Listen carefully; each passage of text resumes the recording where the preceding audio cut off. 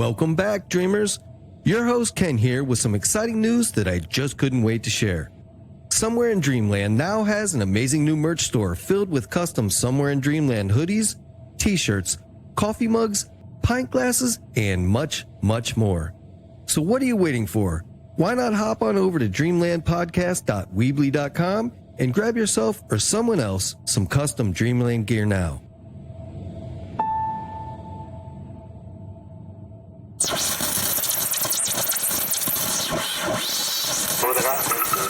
Danser avec moi. Du cordonnier, tu fêtes, qu'est-ce que t'as-t-on dans la tête? C'est que moi.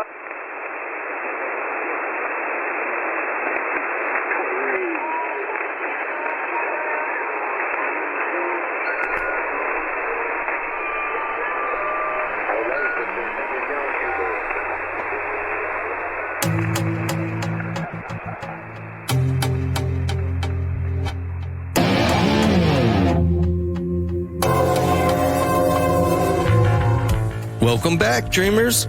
Tonight, my guest is Jared Tracy from Pasadena Paranormal. Jared has been investigating ghostly activity for over 25 years. In this time, Jared and his group of dedicated researchers have gathered a substantial amount of compelling evidence that they graciously share with the public on their YouTube and various other social media platforms. So without further ado, grab your blankets, turn down the lights, get comfy, and let's fade away into Dreamland.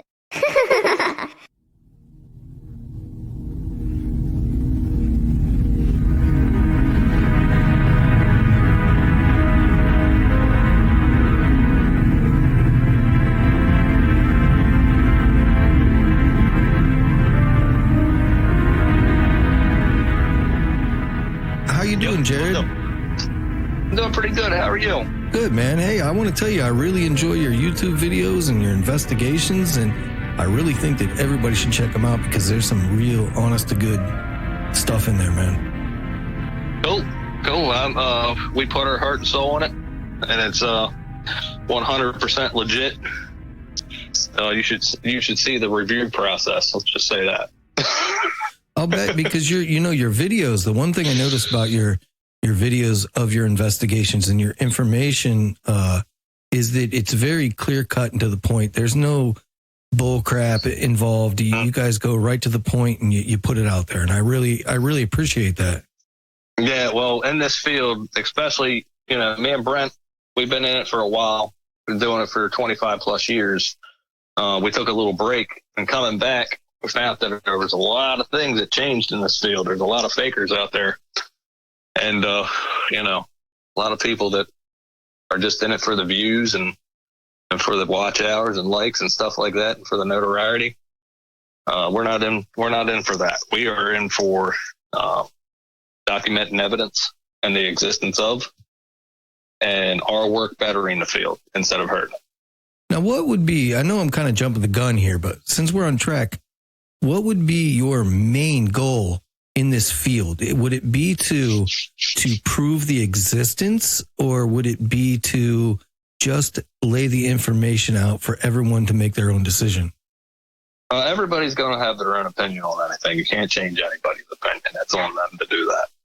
All I can do is do the best job that I can to present the evidence in the most factual way. That's what we're trying to do. We're also trying to push our way of investigation, because I feel our way of investigation is respectful to both the field and the spirits. All right, so that's what you're saying as far as your way. How do you do it different than anyone else? We try to do locations that are out of the eye of most paranormal investigators. We try to do locations that haven't been, over investigated, where you can have clear-cut history documented by the history ledgers of these societies that we do. makes it easy for the review on the review process. But we do these locations over and over and over, and build a trust and build a bridge of communication, like I always say.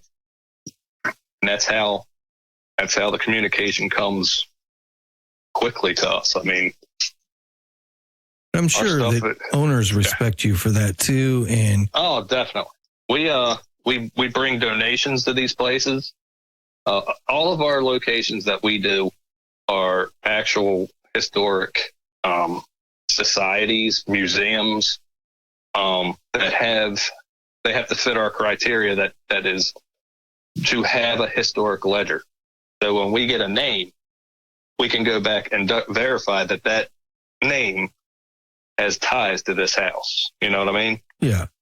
And it's hard to do that in these big places. I got a name Charlie. Okay, well, what inmate was Charlie? Right. But hey, I got the name of the guy that used to own this house, and he's right here, and it says he died this year. That's what we try to do, is get things like that, which is easier to prove. You know what I mean? Yeah. If you have it already written down. Sure. So you guys don't really do any residential cases or anything like that? Like if someone were to be having a serious problem and they got a hold of you, would you look at that? Yeah, definitely. We would. We used to do them a lot back in when we were younger. But mostly right now we're trying to do the big historic locations in the area. But if somebody had issues, we got our Facebook page, and I always ask everybody, if you have an issue, especially locally, contact us and let us help you understand what you have and to better live with. And you guys are in Maryland, is that right? Yeah, Pasadena, Maryland. We're right in between Annapolis and Baltimore. Okay. So let's back all the way up. Mm-hmm. So where did you find your fascination with the paranormal, and why did you decide to take it to the level that you have now by researching and investigating the phenomena? Okay. You ready for a good one? Yes, sir. And this, again, we don't fake anything. This is an actual true story. My father, he overdosed on heroin when I was 14 years old. I found him dead with a needle in his arm. He was dead for a couple days though. But being a religious person that I am, I was wondering what happened to Dad. I would always go to the graveyard and clean off his headstone. You know how the grass grows over top of it and everything. I would always clean it off and make sure it looked good. And one day, I was 16 years old, and I just bought a 91 Mustang. And my dad's first car was a 64 and a half Mustang, the first one. And I looked up, and there he was leaning on the back of my car. And he was wearing the same clothes he was buried in. He had his arms crossed, had sunglasses on. And he gave me a head nod. And I'm kneeling down.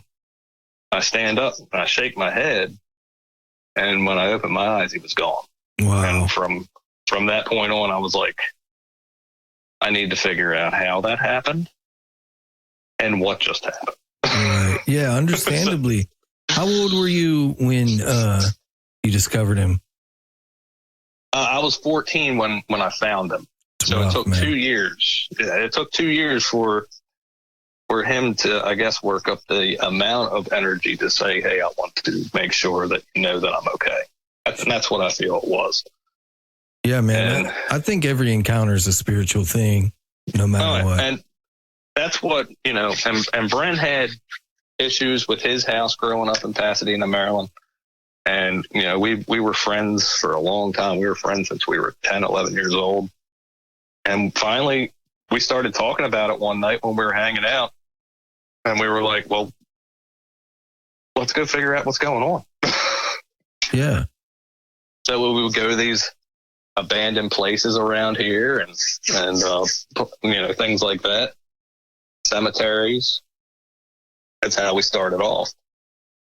But I feel like the encounter that I had with my father wasn't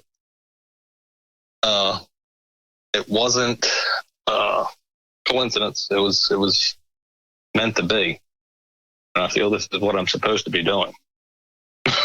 Yeah, I mean, it sounds like a sign to me, man. That's how I took it.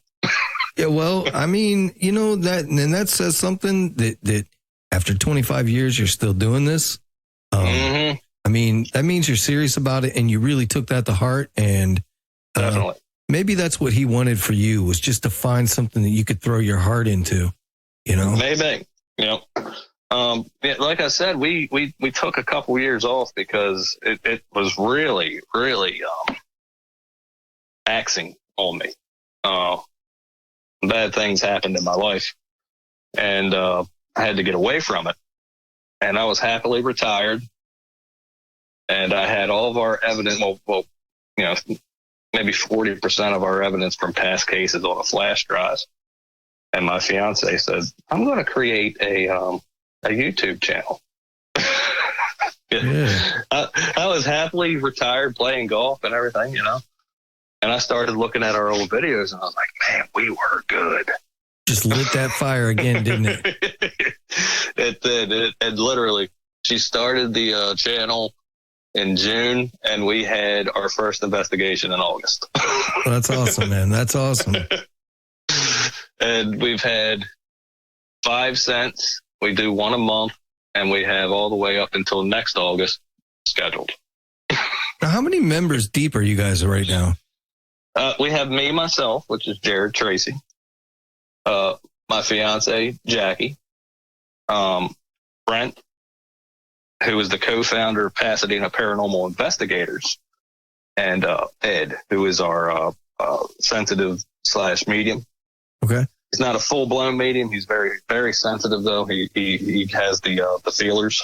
I always say, "Ed, what you feeling, bro?" You know, when we walk into a building. Yeah. So, But that's it. what places have you guys investigated? I know you mentioned that most of them are historical locations. I know that some of them really, really, after watching some of your videos, I was like, "Oh, wow, I want to go there." Like Benner's Hill, I want to go there. Oh, yeah. Well, I like to do, I'm also a huge Civil War guy. Like, I love Civil War history. So, and we live literally, 50 minutes, maybe an hour from Gettysburg. And I just go and hang out on the battlefield and take an ITC device and do communication sessions. Now, what is an IPC device? It is Spirit Box. Okay. I like to use the Echovox. It's about real-time communication. Hearing EVP in real time, so you can have a conversation with spirit without having to go back to the house and reviewing the audio on the digital voice recorder. Now, is that the one that channels through the radio stations? That's the Spirit Box is. Okay. I have an app-based technology that I don't see a lot of people using like they did back in 7-8 years ago, called the Echovox. My friend Danny created it, and he sent me the first copy of it, one of the first copies, along with the schematics of it. And what it does is it uses your speaker and your microphone with an echo loop and creates a recyclable circle of sound with scrambled up bits of phonemes. Interesting. The thing that I used at Benner's Hill was the Echovox. Okay. Yeah, I was going to ask you what exactly that was. That is my go-to when it comes to real-time communication. That thing is real. I suggest that you watch episode 1 of the investigation series. It's called the Benson Hammond House. That's where we'll be Saturday. Okay. Listen to some of those responses coming out of that device.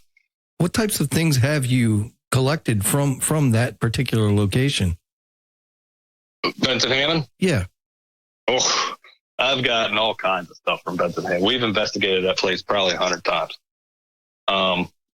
EVP saying, "Say your mind, Jared, please," like, on digital voice recorder.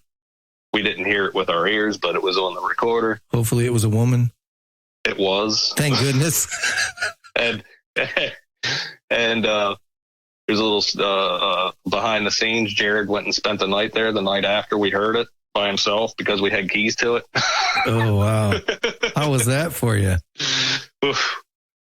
I only went there with a recorder and a K2. I didn't go with a camera or anything. I said, I am not here for evidence. I am here for experience. Nice. And you got it, didn't you? Oh, yeah. Let's just say I didn't go to sleep that night. I have a short list of places that you guys have investigated.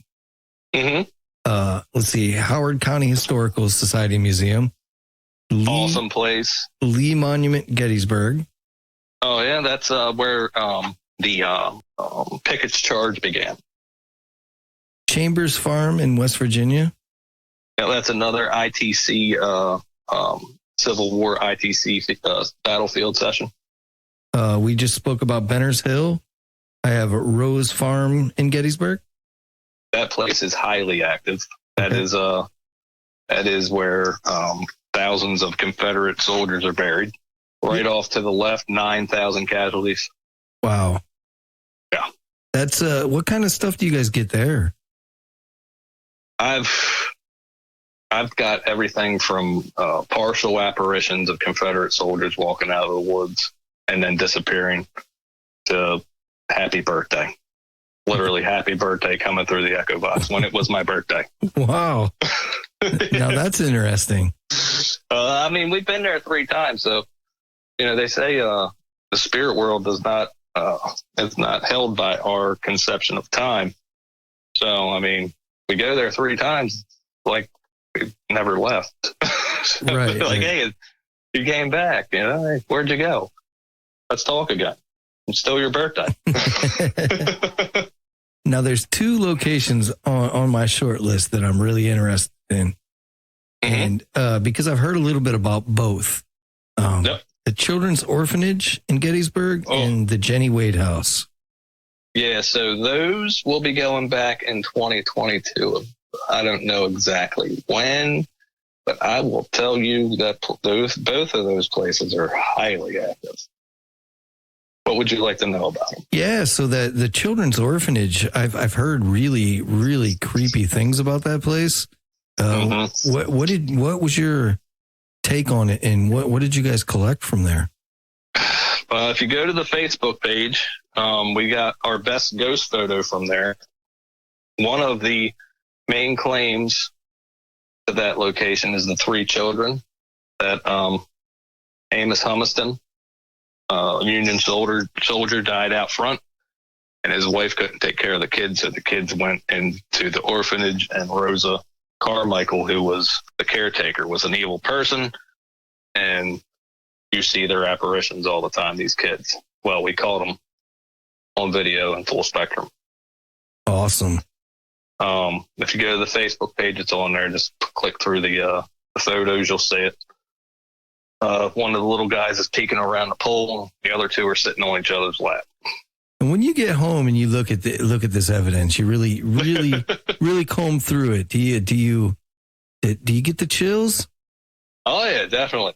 I was doing a review the other day for Wareheim Myers Mansion in Hanover, Pennsylvania. We just did that one in November. We're still doing a review to it, so it takes for us forever to do a review. And I know that me, Brent, and Ed are outside, and I know Jackie is in the kitchen with our escort that evening.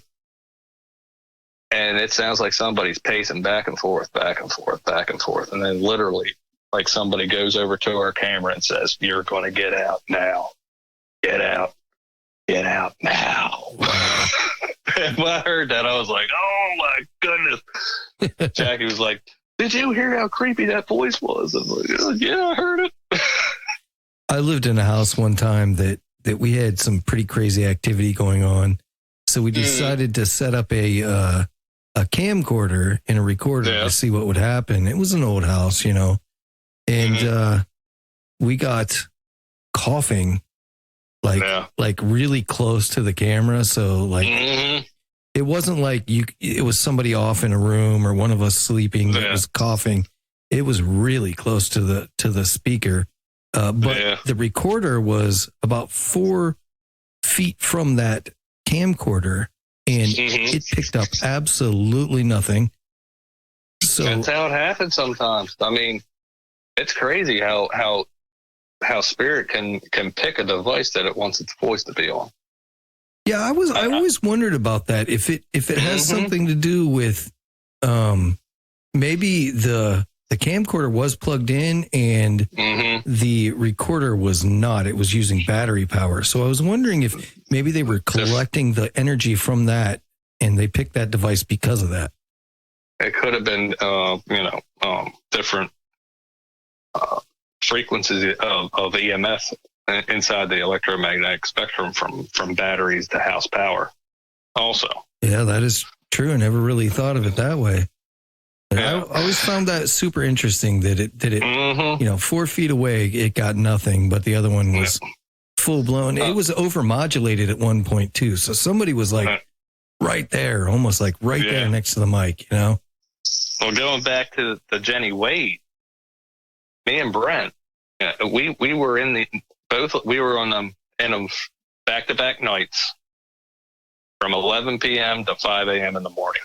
Just me and him. They locked us inside, said, we'll be back at 5 o'clock to get you. Wow. Like, all right, sweet. So in the Jenny Wade, we're walking up from the first floor to the second floor. We have Confederate hats on. This is a Union stronghold now. The Jenny Wade house was a Union base in Gettysburg. It literally sounded like somebody stood up out of a chair and said, hey. And I turned around and almost knocked Brent down the steps because he was behind me. I was like, did you just hear that? And he said, yeah, it sounded like somebody stood up and said, hey. So I said, I hope we got it on the camera. And we had Sony digital recorders on the camera, Yeah. Both cameras at the same time when that hey happened, audio pop. Oh man. Isn't that wild? I was so bad. It just blows your mind, doesn't it? I mean, things like that happen all the time in this field, and in a broad sense too. Even with Bigfoot investigators, nobody can get a clear picture of a Bigfoot. It's crazy. I've been doing this for a long time, and it's hard to explain how that happens. It's still hard to explain it. Right. Now, you guys have investigated so many places. So let me ask you this. What percentage would you say you guys show up to a place and you get nothing?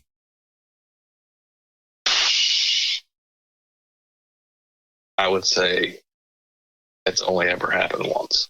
Really? Mm-hmm. Wow. I wonder,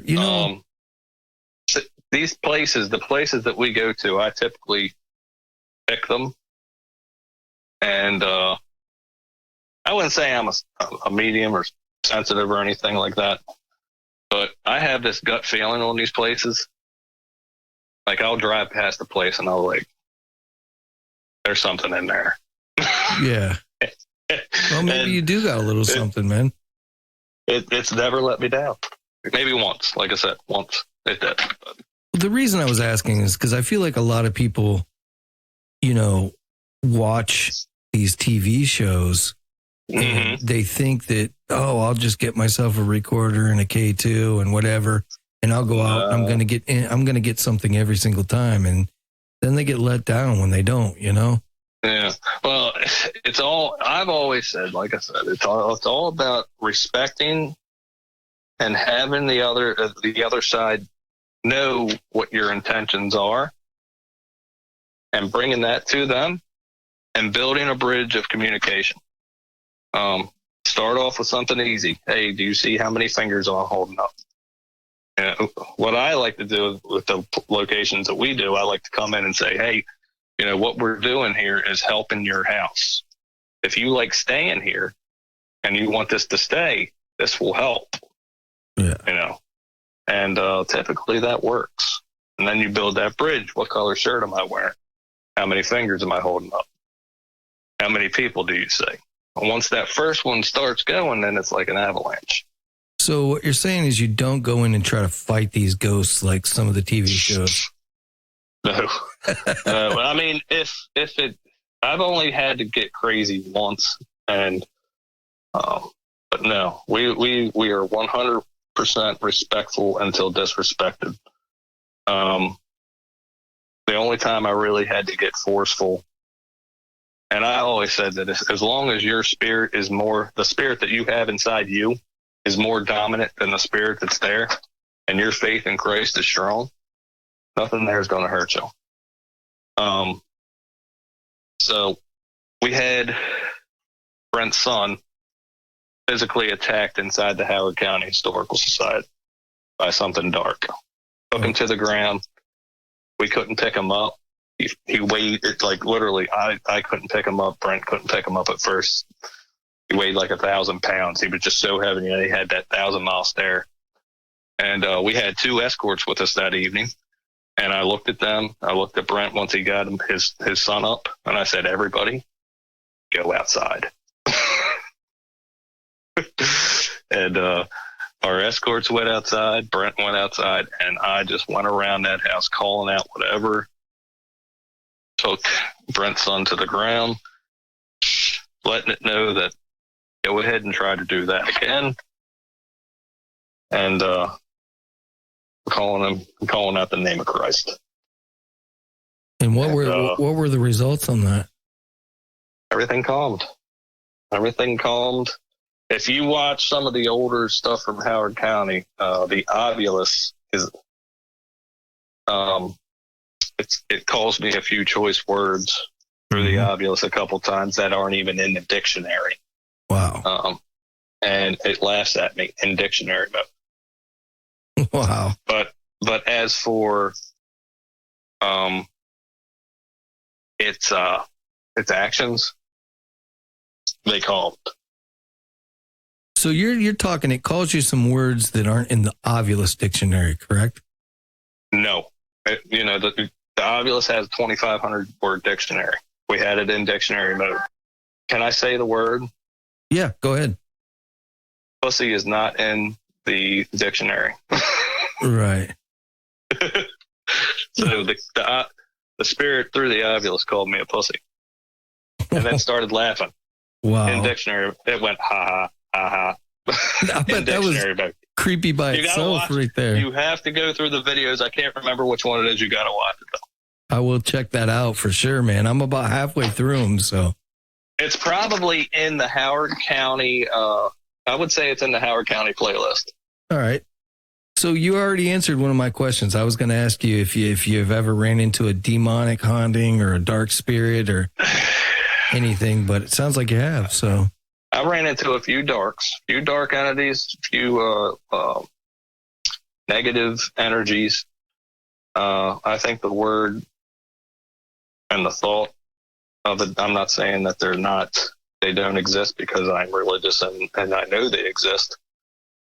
But I think the word and the thought of a demon is thrown out entirely too much.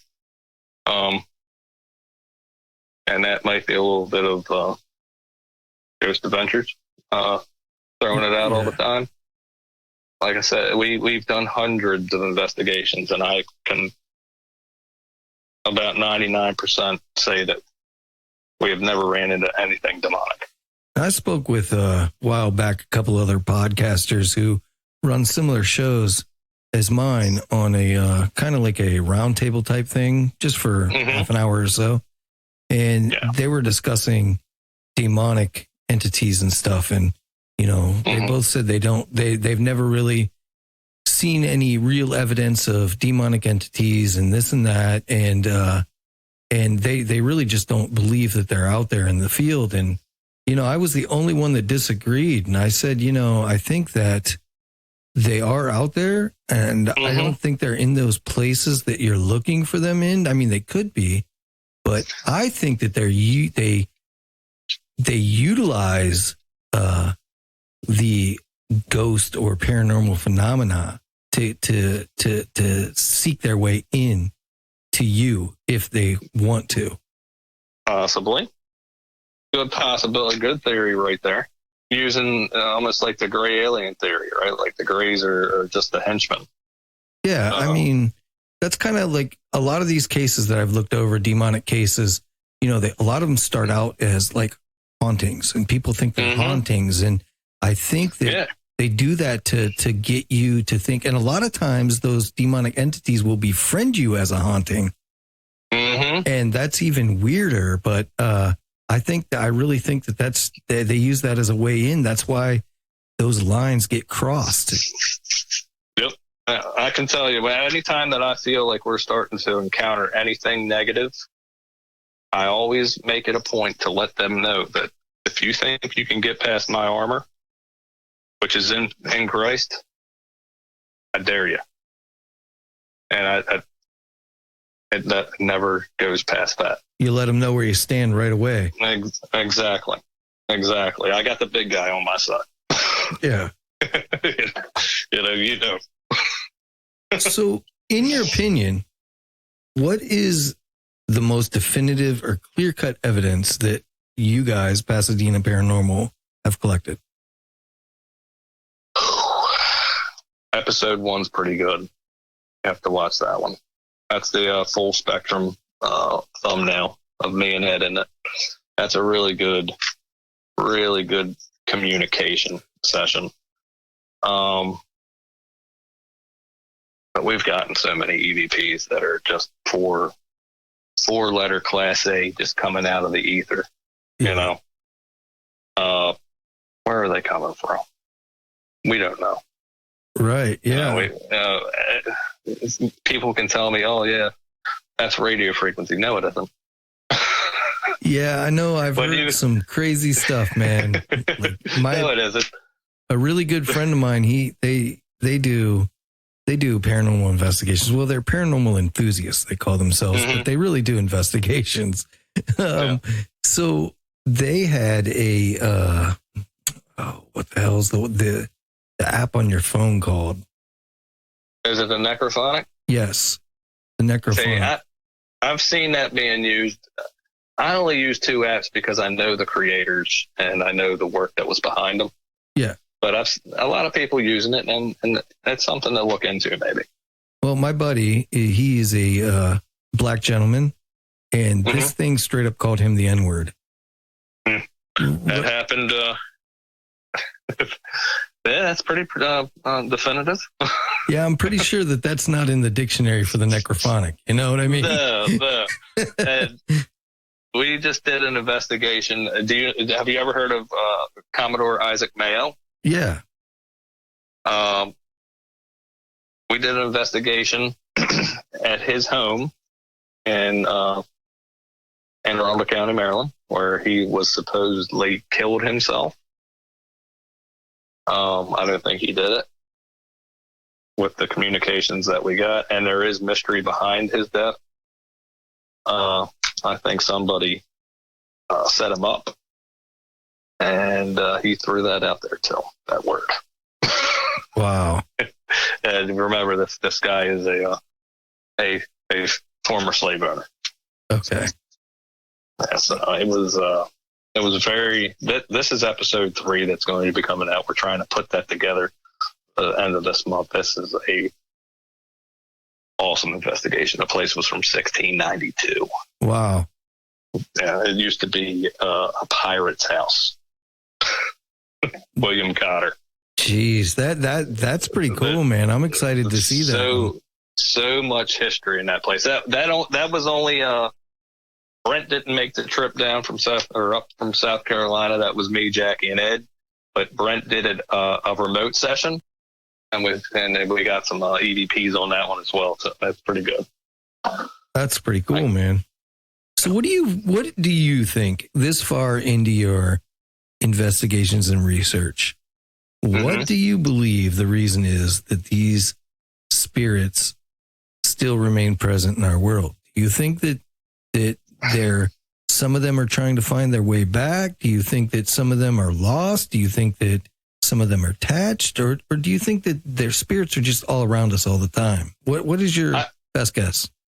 I think if you go by the theory, see, ours is built on religious beliefs first and scientific second. But nowhere in the Bible does it say when we die, we go to heaven. There's no scripture that says that. We're told that. There's no scripture that says that. Those exact words. Bible's open to interpretation. True.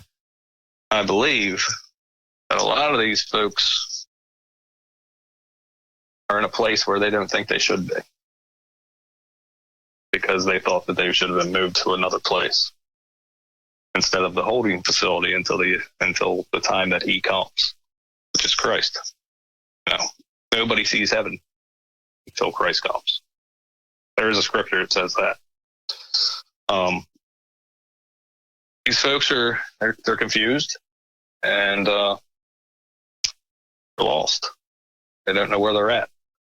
That's why we get, I'm lost. Help me. I'm stuck all the time. Get it all the time. Ask a paranormal investigator. I guarantee you they're going to say that they got I'm stuck. Help me all the time, right? Yep. Because they don't understand where they are. And one of our, being religious and our points, we try to ease their pain. I tell them to keep their faith. I telling them to be patient and waiting until he comes. And you go scientific. Einstein says energy doesn't disperse; it only changes form. When we die, I think it's been proven that when we die, our body weight goes down a small fraction. Yep. So that's the spirit, our consciousness leaving our body and changing form into where it's supposed to be. That consciousness then has to accept that fate, or it's still holding on to pieces when it was taught from this reality. That's what I think.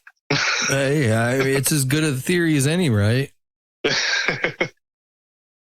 I mean, really, they're all nobody really knows. So nobody does, but that's my theory. I mean, it's pretty deep. It's a good one, man. But that's what we've come up with in 25 years. Hey, man. I mean, it sounds just as good as any other. I mean, it's if that's what you think, then that's what you think. And I really like the fact that you guys.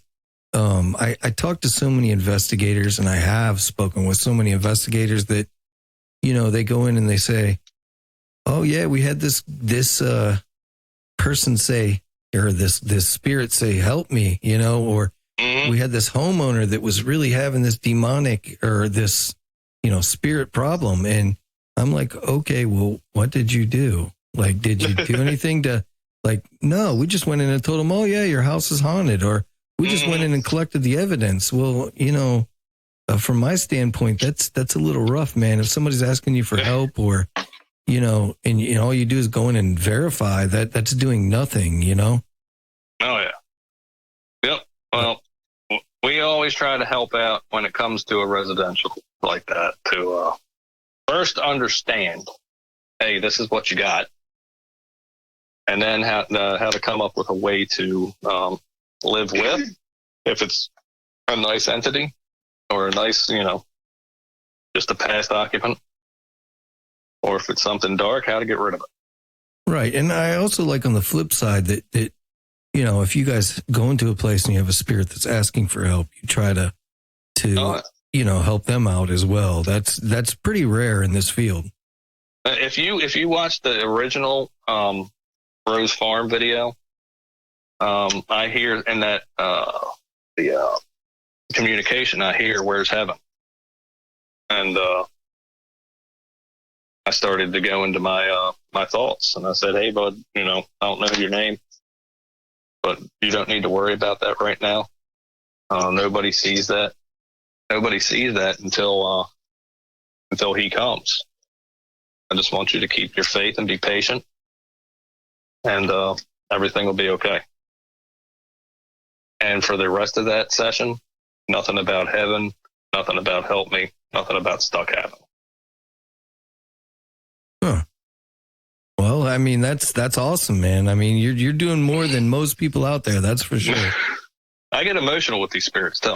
No, well, they get me like I actually care. You know what I mean? Well, they probably see that, and that's probably why one of the main reasons why you guys have such a high hit rate when you go into places, because these things can sense that on you, Mm-hmm. There's nothing but good intentions, and we always announce that as soon as we come into the building. Have you guys ever tried to use the Estes method? Yeah, yep, we have. Actually, episode 2 was we used it in what we were suspected to be a portal, with some pretty interesting results. That was in the Howard County Historical Society Museum. That was the full-length documentary. It's about 40 minutes. But we did a few Estes sessions that evening. Got some pretty interesting results. And Saturday, we'll be going live from inside the Benson Hammond. And we're thinking about, now remember, going back to the Echovox, you need the speaker and the mic to create that recycling of sound. We're going to use a splitter, so the mic can still be used, but we can do an Estes session with the Echovox. Oh, interesting. That's going to be live Saturday, 9:45 on YouTube. Awesome. I'll have to check that out, man. We'll also be live from inside there Saturday on Facebook from 7:45 to around 8 o'clock, 8:05, doing possibly a flashlight session in the main parlor. We use the flashlight method. Is that where you, I think I've seen that on your videos, where you ask them to turn the light on and off? Mm-hmm. Yep. Now, basically, go ahead. Oh, go ahead. Go ahead. Basically, with the flashlight method, for a flashlight to come on, it has to have an electrical circuit. An electrical circuit isn't going to turn on unless it's completed. So you put the flashlight to a certain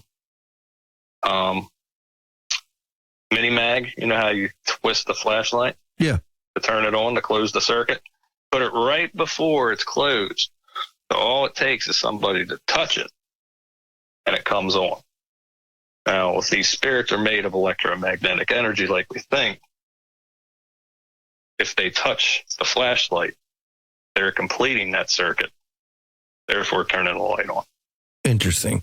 I always wondered what the science was behind that. Mm-hmm. Well, that's how we do it. We put it right before it closes, where they just need to touch it and turn that light on. You move your hand off of it, and it goes off. Cool. How many locations in total would you say you guys have checked out in the last 25 years?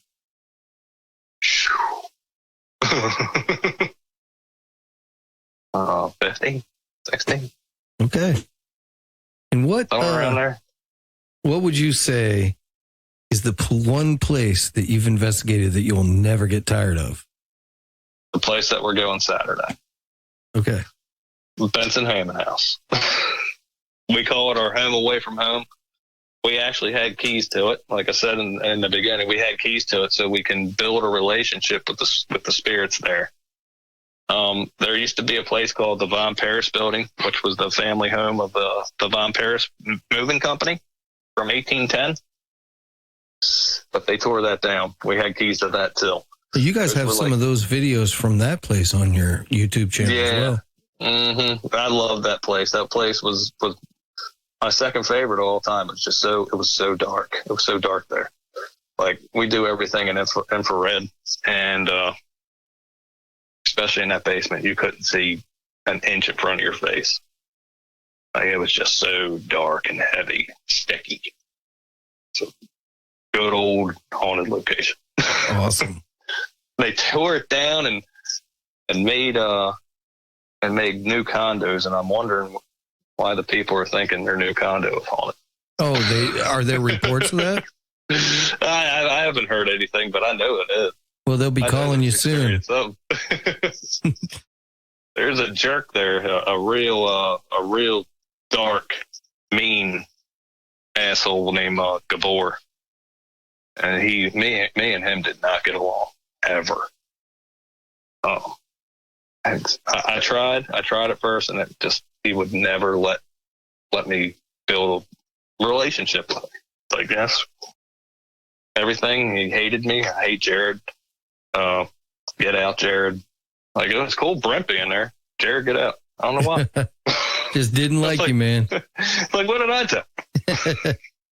All right, let's talk bucket list. What's the place that's on your bucket list, man? Bucket list. Let me see. See, I don't like to do none of the really big places because I feel, what am I going to provide to the field that somebody else didn't provide last week? Right. But, how much of that is tainted also? Exactly. But there's a few lesser known. Like, there's a place right down the street from me. It's called Hancock Resolution. I've always wanted to go in there we used to go there when it was abandoned when we were younger. But the people won't let us in right now. Whoever, the society that's running it, that's one of the ones that I'd love to get into. I'm working on trying to get inside the Edgar Allan Poe house in Baltimore. Mm-hmm. And the USS Constellation in the Baltimore Harbor. Those are the three that I really want to get into. Okay. This is a 1700s Revolutionary warship. Ooh, that would be cool. The USS Constellation.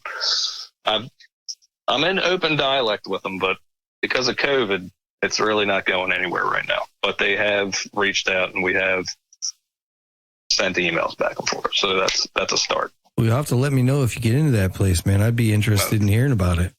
Well, definitely. We try to go live from all of our locations to keep, the people that support us and the people that follow us, to keep them up to date on our things, on our investigation. So we try to go live from Facebook and YouTube, each investigation. And then each investigation will also have a documentary to go along with it. Awesome. All right. Well, if you could give one piece of advice to somebody new to this field, like just coming on fresh, wanting to learn about it, what would that piece of advice be? It's a bunch of them put together in a long sentence. Let's do it, man. Always stay open. Never go in closed-minded. Always be open-minded. Repetitive is good. Don't think that going to a location over and over and over again is boring, because most likely your investigation from last week is going to be different from your investigation this week. Always protect yourself. Never go into a location unprotected. Stay strong in spirit. And that's about it. Awesome. And you mentioned you guys will be where this weekend live? The Benson Hammond House. The Benson Hammond House, and Facebook 745 from Pasadena Paranormal Facebook page, and from Jared Tracy Pasadena Paranormal YouTube page at 945. Awesome. And what's after that? What do you guys got planned after that? We have I can't really say its name right now. February 19th, we have a 1753 inn that we're doing. Nice. In the Annapolis area. March, we'll be going back to Commodore Isaac Mayo's house to do a follow-up. And a possible public tour in March. April, we have a public tour and the carriage house outside of the Wareheim Meyer Mansion, I would think. We got, I was contacted by a railroad museum a couple days ago that they want us in there. Another historical society wants us in there this year. And I have 2 other ones after that. Awesome. Sounds like you guys got a full schedule, man. Yeah, we're only doing one of, Brent drives up from South Carolina. We all got families and everything. We're only going to do one a month. Yeah. Unless somebody needs some help, or we're raising funds for one of our locations. So Sounds our like a public tours, we raise money and all those funds, Pasadena Paranormal don't get any of it, but the funds go to the Historical Society. That is awesome, man. That is great. It's a help keep the lights on thing. Love that about you guys, man. Yeah. So a lot of people, they give us good props for that. Yeah, for sure. Not a lot of people do that, man. I don't want to make that. It's not about views. It's not about likes. It's not about money. It's about providing the best that you can for the field. That's what this team does. I like it, man. I like it. Jared, where can everybody find you, your evidence, the investigations, or just contact you in the event they need help or have a suggestion for an investigation?